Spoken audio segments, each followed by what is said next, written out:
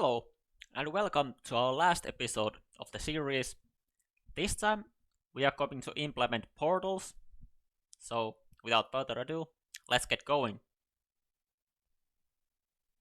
First, let's add a new level where we can build our portals.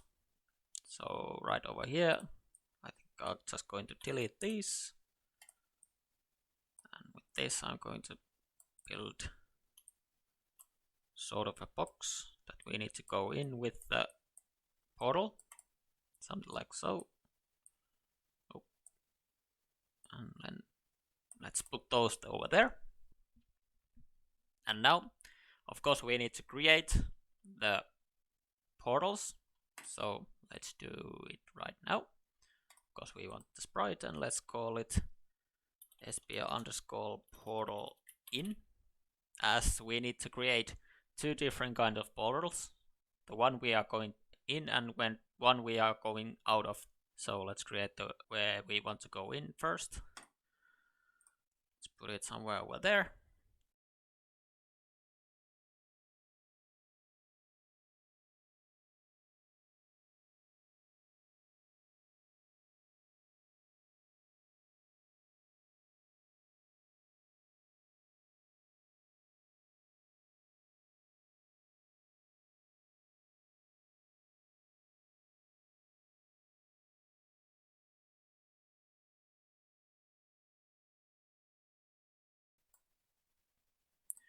Okay, now we have the portal here. Let's make it a bit smaller. So actually I want to crop it so the collider is the same size as the portal. And then we want to make the other one, and actually we can do it just by cloning this and mirroring it. So now we have the other one. Let's rename it to be portal out,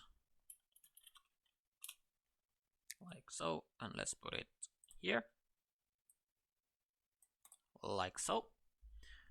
And now we need to jump to the event sheets and create the logic for the portals. And first, well, let's just add an event where we check if the ball will collide with the portal in. Now we press done. And how we are going to do the portal is that first we need to save the velocity of the ball. Then we set the position to the portal out, and then we set the velocity back to the ball, so it can keep going with the same velocity as before the teleporting. So how we are going to do that is actually we need a sub event. So by pressing B, and here we want to create local variables.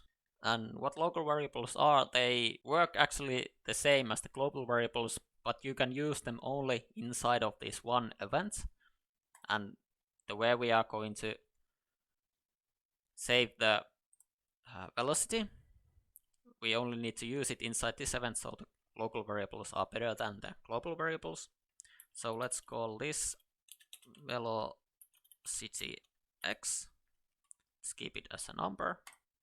And now we can see the local number velocity x came here, and actually we can just copy it and change it to velocity y, so we can save the both velocities in the x direction and in the y direction also.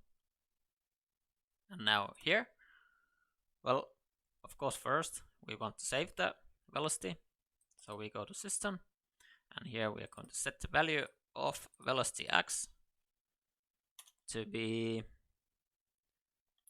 the same as ball.physics.velocity x. Then we press on, and then we can just copy it, change the velocity x to y, and here the same, and we can press done.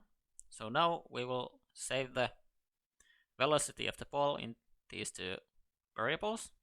Then we want to set the position of the ball, so it's under here, set position to be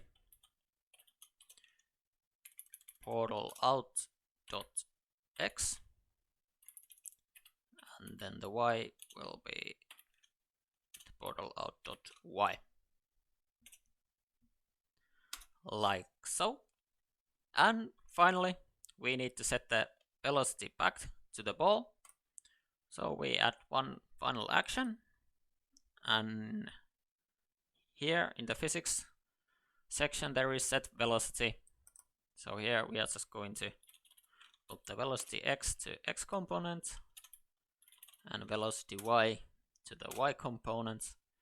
And with this we should have working portals, but if we try to play the game, and we can see that there are some problems.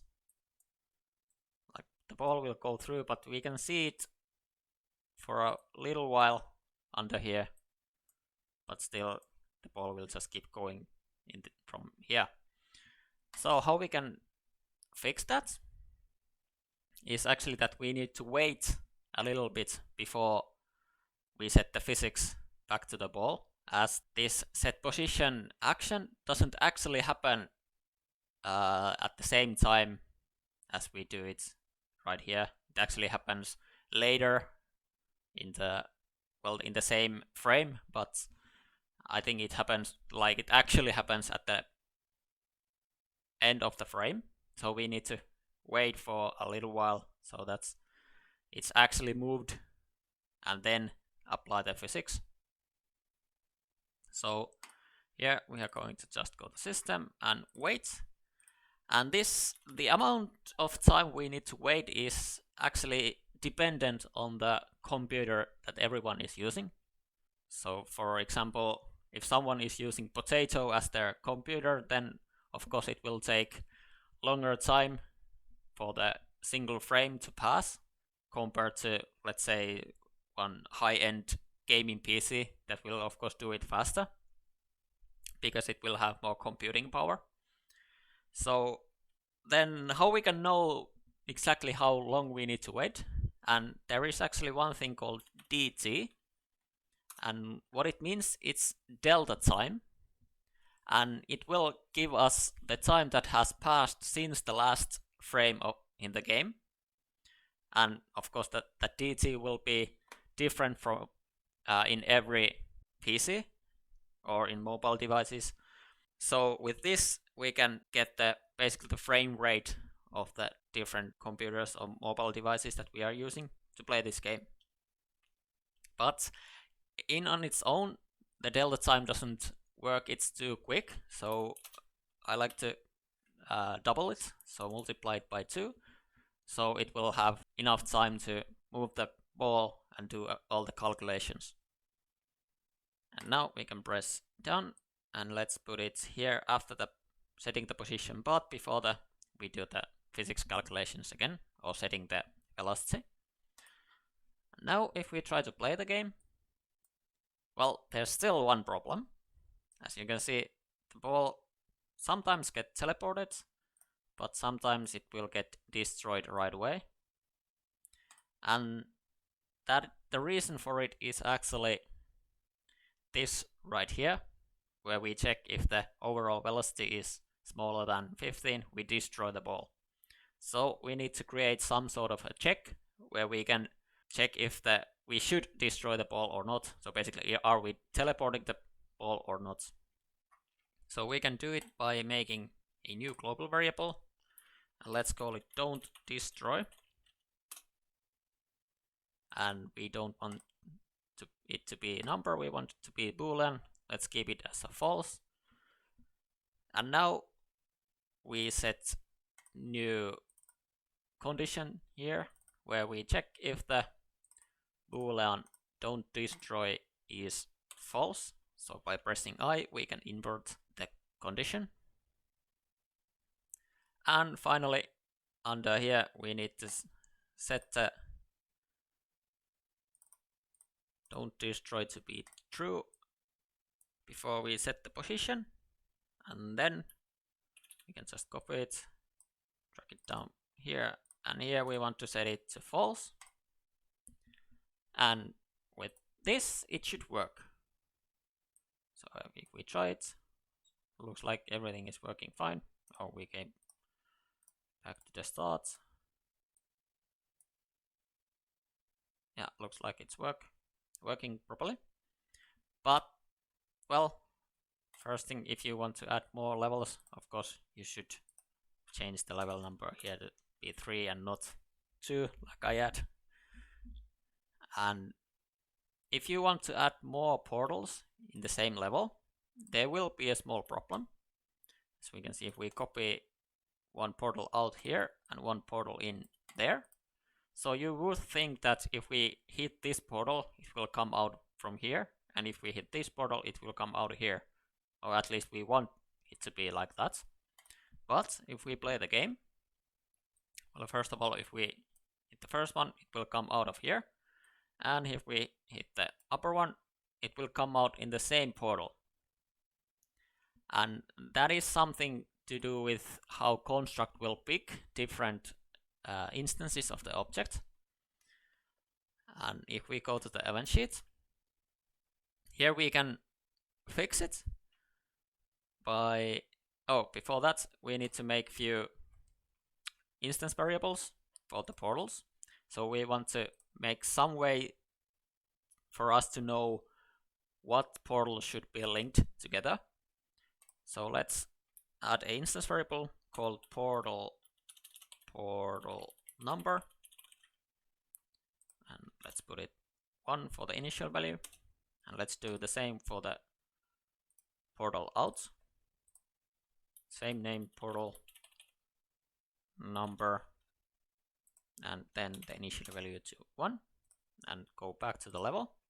And here, if we want to link this portal to this portal, then we just need to put the same portal numbers right over here. So, well, let's keep these as 1, and let's put that 2 and that also 2, so these two will link up.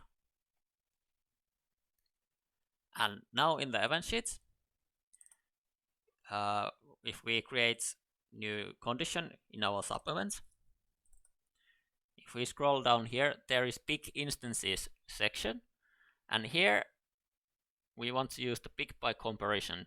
So pick instances of an object that meet a comparison. And what object we want to pick is the portal out that we want to go out of. And then we just check if the portal out dot portal number is equal to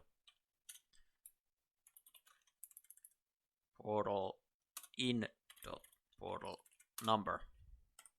So what the picking in construct means is that usually the construct will do it automatically.